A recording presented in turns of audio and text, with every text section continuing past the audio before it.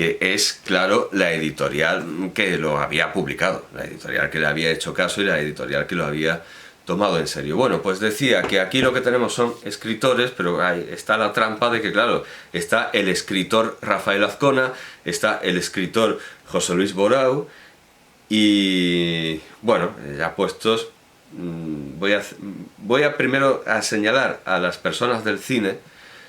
Está Rafael Azcona, José Luis Borau, está Emma Cohen, Fernando Fernán Gómez, está Fernández Santos, pero no Jesús, es Ángel Fernández Santos.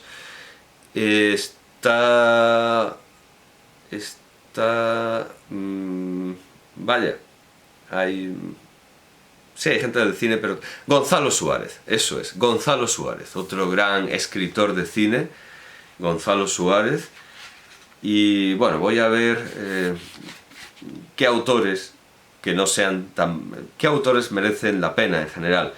Bueno, tenemos Hora Muerta de Francisco Ayala, Cinema Ideal de Rafael Azcona, El Imperfecto de José Luis Borau, La Muerte Más Bella del 68 de Alfredo, yo siempre he dicho Brice Echenique, pero por lo visto la peña dice Bryce, no lo sé. O es un juego de palabras que me hicieron una vez cuando me metí con el nombre gallego Bryce en lugar del portugués Bras. Bueno, pues Brice o Bryce, me da igual. La Muerte Más Bella del 68. De Guillermo Cabrera Infante, que es un escritor habitual sobre temas cinematográficos y tiene ese famoso libro Cine o Sardina, El fantasma del cine de soldo. Sí, he pasado página. De Emma Cohen, Hasta mañana, de Fernando Fernán Gómez, Para que nos quieran más, que bueno, claro, al presentar a Fernando Fernán Gómez, pues no hablé de este cuento, pero es que tampoco lo conocía, y no sé, por cierto, si cuando es un cuento inédito se especifica. Vamos a ver, ¿dónde está? Fernando Fernán Gómez. Me he perdido completamente. Aquí está, en la página 221. Entonces vamos a ver si 221, Para que nos quieran más, de Fernando Fernán Gómez, que por cierto empieza citando a Alfredo Brice o Bryce Echenique, que es su compatriota, porque como nos recuerda la noticia biográfica, y yo ya dije en la presentación de este gran escritor, artista que fue Fernando Fernán Gómez, pero conviene recordarlo porque es algo que se nos olvida. Fernando Fernán Gómez es limeño. Fernando Fernán Gómez nació en Lima, como imagino que Bryce Echenique, porque imagino que nacería en Lima Bryce Echenique porque era de clase alta. Sí, es un cuento inédito. El cuento de Fernando Fernán Gómez se ha hecho expresamente para esta antología. Bueno, Fernando Fernán Gómez, Juan Madrid, el escritor de novela negra, al que, si no recuerdo mal, plagió este autor tan pesado, tan hispanista, tan bravucón, que al principio era muy interesante cuando era corresponsal de guerra, pero luego tuvo ahí una deriva y lo hicieron académico, hizo una novela ambientada en el siglo XVII con unos sonetos que serían de sus amigos académicos. No quiero decir nada que me pueda mandar a la cárcel, entonces solo quiero hacer referencia a sentencias firmes. Y veo aquí en ABC que la audiencia provincial vaya, pensaba que había plagiado a Juan Madrid, pero parece ser que la Audiencia Provincial de Madrid ha condenado al escritor y académico Arturo Pérez Reverte a pagar 80.000 euros al cineasta Antonio González Vigil, que demandó al novelista por plagiar el guión de la película Gitano, estrenada en el año 2000. Yo pensaba que ese guión era de Juan Madrid, que es absurdo, ¿verdad? Plagiar a alguien que es el autor de Brigada Central, que es donde empezaron a trabajar juntos Imanol Arias y Ana Duato, que es algo... Yo pensaba que era de Juan Madrid. Y no lo descarto que en algún momento de la noticia aparezca. El caso es que, bueno, digo esto para hacer notar que Juan Madrid de alguna manera también es un hombre del cine. Vamos, desde luego más que Pérez Reverte. Las adaptaciones de Pérez Reverte, desde luego. A ver, Pérez Reverte, tras ser condenado por plagio, es una emboscada. Bueno, sí, en plan Rambo. Han sido los Charlies. Bueno, pues no aparece Juan Madrid, pero yo estaba convencido. Vamos a ver, Juan Madrid, Reverte, plagios y yo... Sí, aquí está. Y ya no son 80.000 euros, son 200.000 euros. Esto es del norte de Castilla, aunque parece ser que ahora es de pago. Bueno, en el norte de Castilla, Pérez Reverte paga más de 200.000 euros, como ha subido. En fin, 200.000 euros por el plagio de un guión. Y aquí se explica el papel. Aquí está. Quien denunció fue Manuel Palacios, porque parece ser que a Juan Madrid le daba bastante igual. El director de la cinta, Manuel Palacios... no, perdón. Bueno, lo leo todo. Película Gitano, estrenada en el año 2000, que dejó a González Vigil con una sensación muy rara. Fue a verla, lo dejó con una sensación muy rara, no porque le impactara la calidad del filme, protagonizado por Joaquín Cortés, lo cual es enormemente irónico que la película esté protagonizada por Joaquín Cortés, porque es precisamente Joaquín Cortés el que coge de la basura un guión o una novela en La flor de mi secreto que iba a titularse ¿Hay alguna posibilidad, por pequeña que sea, de salvar lo nuestro?, de Pedro Almodóvar, que por cierto, por supuesto, también aparece antologado ya en el volumen de directores, y además como el primer director, pero bueno, no por otra cosa, sino porque es en orden alfabético. Bueno, pues precisamente Joaquín Cortés protagoniza una historia de plagio en La flor de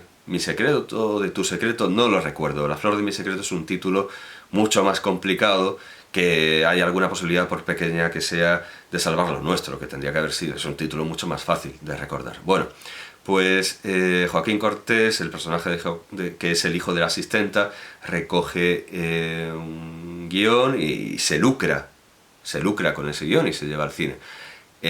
Una escena de plagio protagonizada por Joaquín Cortés, en la que muchos han querido ver una alusión velada al plagio del que se acusó con fundados motivos, aunque al comentar se acusó a Álex de la Iglesia en El Día de la Bestia.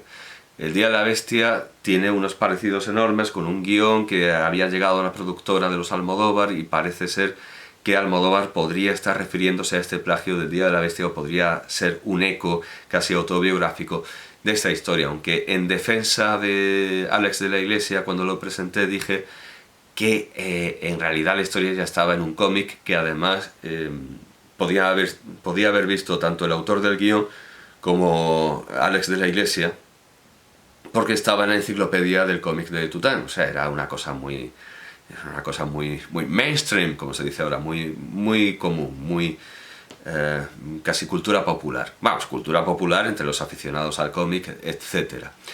Bien. Bueno, estaba leyendo esto a propósito de presentar a Juan Madrid como un hombre de cine.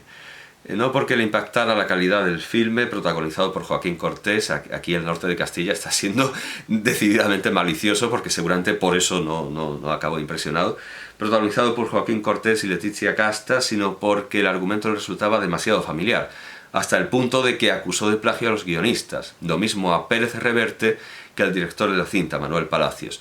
A su juicio, las similitudes con un guión suyo escrito a 4 manos con Juan Madrid clamaban al cielo. Aquella narración de Antonio González Vigil se titulaba Corazones Púrpura. Y no... Bueno, en fin, eso, que era anterior y ya está. Y 80.000, no, 200.000 euros. Juan Madrid escribe... Aquí está. Cartas bajo la manga. Es el cuento de Juan Madrid. Luego tenemos a Javier Marías, el hijo de Julián Marías, el hijo del filósofo Julián Marías. Tenemos que escribe Mala índole. Tenemos a Juan Marsé, que escribe El fantasma del cine Roxy. La oficina de Carmen Martín Gaite, que había colaborado, ya hemos visto como... Había, no, porque esto es de... Sí, esto es del centenario del cine, adoptando a los hermanos Lumière como padres de la criatura, y Celia era del año 92, entonces ya había colaborado con Carmen Martín Gaite, que para este volumen escribe La oficina. Bueno, tenemos a algunos escritores que son frecuentes en los exámenes de selectividad como texto a comentar. José María Merino, Juan José Millás, sobre todo Juan José Millás. Juan José Millás es un clásico de los exámenes de selectividad, lo cual me previno mucho contra él y muy mal, pero tampoco es un escritor tan malo, a pesar de que sea un escritor oficial y amparado por el gobierno, por los gobiernos socialistas que han hecho los exámenes de selectividad. Tenemos a Vicente Molina Foix, que escribe dúo. Foix, ¿verdad? No voy a decir Foix, como Germana de Foix, no sé, se dice Foix, ¿no? Y además, como es valenciano, si no recuerdo mal, incluso sería Foix, y no Foix. Bueno, yo digo Foix, a lo mejor es Foix. Hay que recordar que Fernando Fernán Gómez le decía a Oscar Ladoire, Oscar Ladoire, aquí tenemos a Oscar Ladoire, y al principio se presentaba Oscar Ladoire como Ladoire, lo cual tampoco está, me parece normal. Gasset Dubois, siempre, el crítico de cine, siempre fue Gasset Dubois, creo yo, nunca he oído Gasset Dubois, nunca. Bueno, en fin, luego tenemos bueno, no sé, no lo conozco, pero me suena bien Mario Onaindia, que por cierto, como vasco, como euskaldun, no tiene la tilde. El Halcone Ibarrés. Pues voy a mirar en directo si me merece la pena Mario Onaindia. Debería haber hecho esto en privado, pero lo hago a la vista de todos. Mario Onaindia. A ver qué clase de escritor es. Es un gordo con barba, es una figura muy vasca, nace en Lekeitio, que es ese pueblo en el que hasta hace muy poco tenían una fiesta que consistía en tender una cuerda sobre el puerto, sobre el mar, y los mozos colgaban de ahí un ánsar, y los mozos tenían que trepar por la cuerda y arrancarle la cabeza al ánsar, quedarse ahí colgando hasta arrancarle la cabeza a un ánsar vivo, el famoso Antzareguna, el día del ánsar. Ahora parece ser que lo han cambiado por un pato de goma, por un ánsar de goma, no sin protestas, en fin, estos mozos tan ecologistas como son los de ETA, porque por cierto Mario Onaindia Nachiondo, si es el mismo que escribe este cuento, es un miembro de ETA, es un etarra. Mario Onaindia es un etarra, sí, es el mismo, sí, bueno, pues es un escritor interesante, sí, bueno, pues Mario Onaindia Nachiondo es un etarra, y supongo que con el cine tendrá que ver, yo qué sé, La fuga de Segovia, no lo sé, vamos a ver.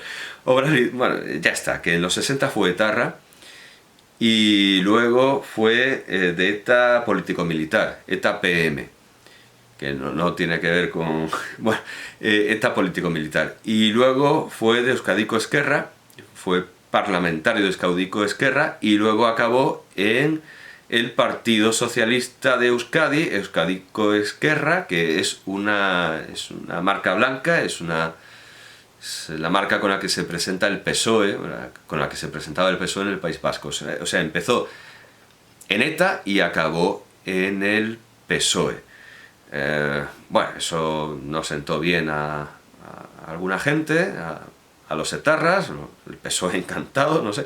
Bueno, su obra literaria, vamos a ver. Estoy viendo Wikipedia, sin más. Tampoco se crean que me he metido en Auñamendi.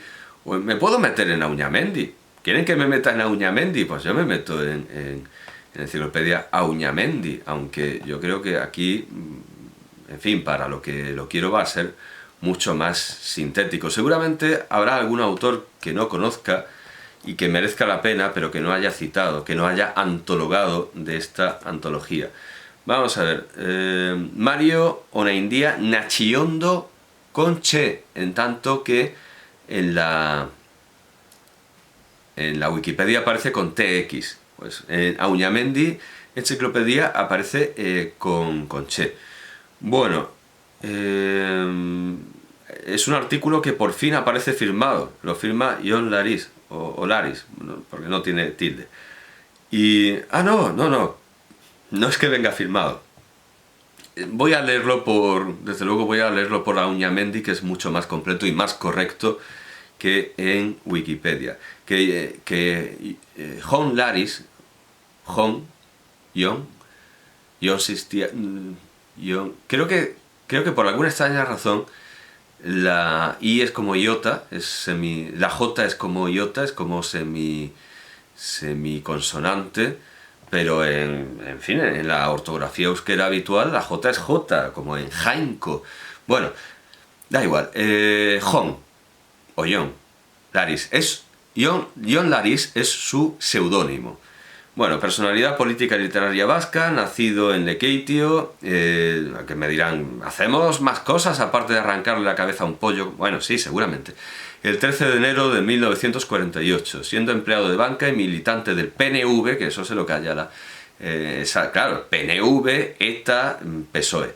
Y militante del PNV clandestino, entra en 1966 en, bueno, bla, bla, bla. Obras, hay alguna declaración suya, hay una declaración suya sobre Onaindia, que, por cierto, que aquí aparece con tilde, o sea, muy bien, porque, claro, uno ve Onaindia y sabe que se pronuncia Onaindia, sabe que en euskera esto es Onaindia. Onaindia, que manifiesta haber leído todo lo escrito en euskara hasta 1936 de modo intenso, confiesa que la mayor lección literaria la aprendió en el periodo de 1971 a 1974, cuando se entretuvo en la traducción a la euskera de diversos textos, entre otros algún capítulo de El Capital. Me di cuenta, bueno, es interesante, es interesante para ver la amplitud, como he dicho, la amplitud de la selección de Borau. Dice Onaindia: me di entonces cuenta que había que ir a los clásicos, porque la gran aportación de Leizarraga y Axular es su sintaxis, porque su vocabulario es esencialmente de tipo religioso. Considera que el euskera batúa puede convertirse en el argot de los propios estudiantes de euskara. Entiende que en la narrativa hay que buscar el lenguaje propio de los distintos oficios, un euskera literario que reconstruya el argot de los arrantzales, de los campesinos o de los personajes de la ciudad, y cuya reconstrucción llevará a un mejor conocimiento de la historia real del país. Tan preocupado por los heterodoxos como por los gramáticos, Onaindia piensa, por cierto, todo esto es una cita entrecomillada y no se sabe de dónde sale, de alguna entrevista o de algo. Onaindia piensa que estos quieren milimetrar todo y eso encorseta demasiado a la literatura, al lenguaje, y afirma que la academia está discutiendo cosas que para mí ya están resueltas hace muchos años, sobre todo las de orden sintáctico. Por ejemplo, el caso de las subordinadas, en cuya cuestión yo sigo a los clásicos. En lo referente al mundo de la política vasca postfranquista, Onaindia reconoce que su vieja idea de que todo partido debe ser un colectivo pensante no obedece a una consigna dada entre sus compañeros y que la coincidencia de que unos y otros escriban no responde a planteamiento alguno, sino a una actitud totalmente individual. Euskadiko Ezkerra, dice, tiene la suerte de ser un partido joven y sin historia, al menos como tal partido. Y estamos, o sea, esto es de cuando estaba en Euskadiko Ezkerra, y sin historia, al menos como tal partido, y estamos haciendo un esfuerzo imaginativo por aplicar soluciones racionales, para intentar acabar con esos fantasmas que aún hoy persiguen a muchos vascos.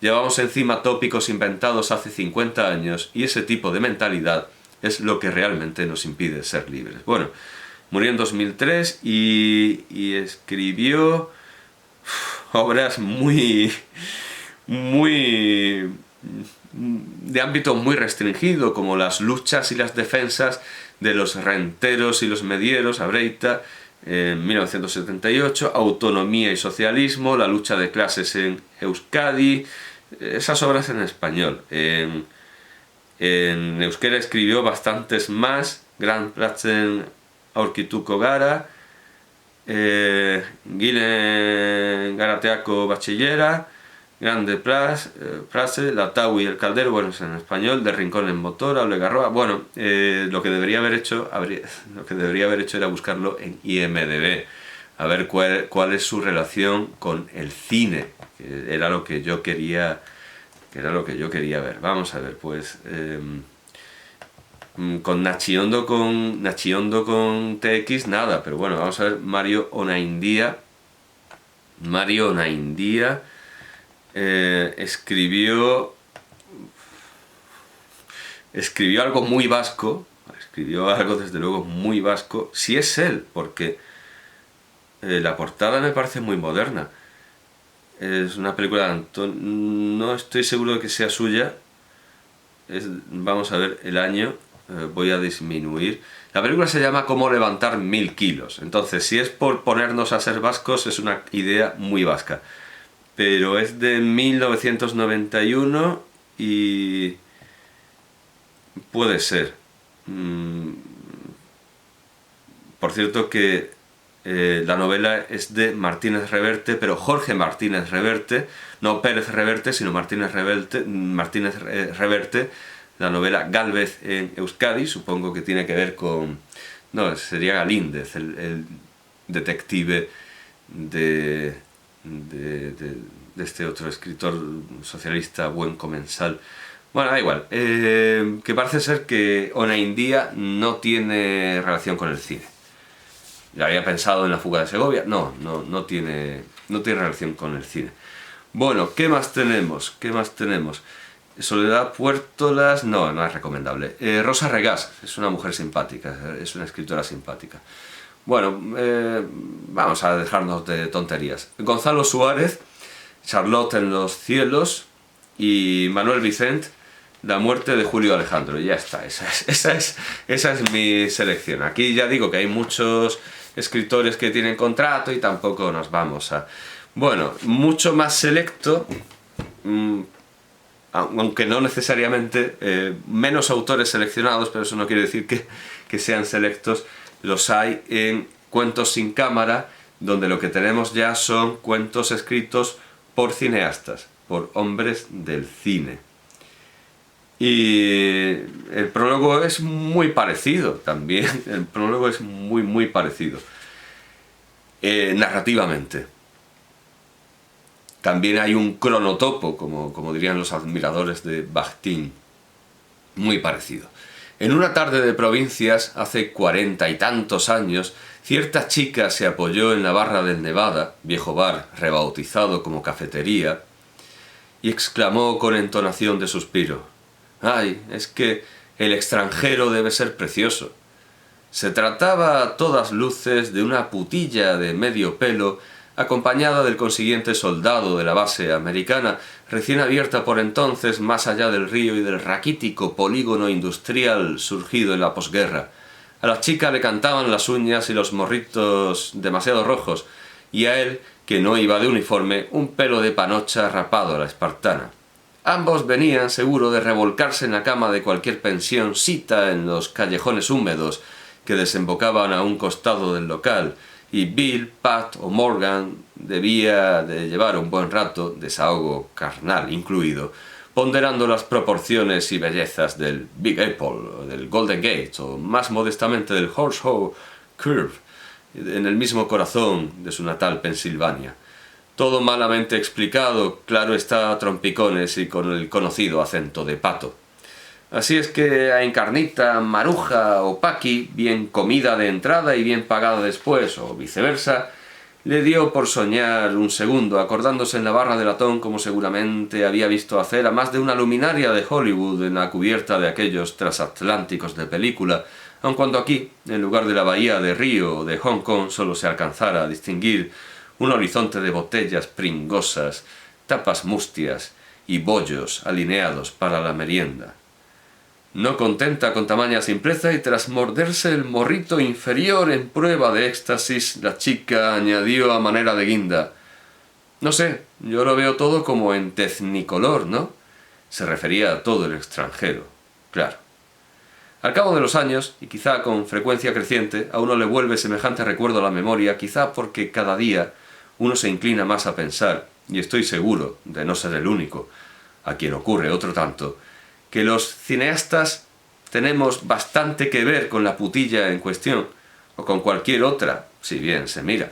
Bueno, pues este es el motivo, este es el motor de este libro, donde tenemos a escritores que ven las cosas en tecnicolor y que son como putillas. Bueno, el primero es Almodóvar, luego tenemos a Amenábar, luego a Jaime de Armiñán, al propio José Luis Borao con un cuento que está en camisa de 11 varas, Ratones sin remedio. Quería decirlo bien y al final lo he dicho de memoria, a ver si lo encuentro. Bueno, aquí están los títulos, vamos a ver, y así se ve la portada. Tenemos La ceremonia del espejo de Pedro Almodóvar, El cuadro de Alejandro Amenábar, Níper de Jaime de Armiñán, Ratones sin remedio de José Luis Borao, Amables cadáveres 3 de Isabel Coixet, Una actriz que empieza de Fernando Fernán Gómez. Ya tenemos dos cuentos, con esta antología, dos cuentos de Fernando Fernán Gómez. Los mejores años de nuestra vida de José Luis Garci, que si no me acuerdo mal es García. El deseo de Chus Gutiérrez, Sevilla en el fondo del mar de Manuel Gutiérrez Aragón, con lo cual efectivamente antes de hacer novela hizo cuento. Una buena historia de Álex de la Iglesia, que él siempre había escrito, y bueno, ya lo presenté como escritor, así que eso ya estoy dispensado de volver a presentar a Álex de la Iglesia otra vez. Fernando León de Aranoa, Walkie Talkies, que era un gran autor de cuentos, tenía muy buenas ideas antes de hacer un cine caricaturescamente rojo. Amores de cine, de Santiago Segura, que claro, es un actor, y si lo consideramos como director, lo que ha dirigido ha sido Torrente. Amores de cine, es de Santiago Segura. Combate, de Gonzalo Suárez.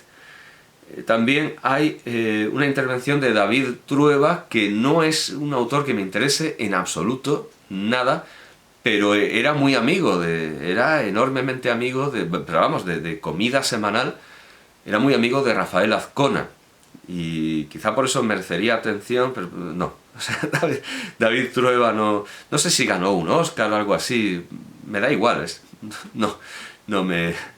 pero bueno, y Rosa Vergés ni siquiera la conozco. Pero bueno, el cuento de David Trueba es glamour. Dícese de una excitante y a menudo ilusoria fascinación. Y La Torre de Sal es el cuento de Rosa Vergés, que también será directora. Suelo confundir a David Trueba con... Además he visto hace poco un documental sobre la escuela de cine, donde naturalmente estaba ahí como escolarca Borao, y también estaba en la escuela, claro, rondando por ahí como inmenso e ingente profesor García Berlanga. He visto un documental muy interesante sobre estos cineastas, Trueba.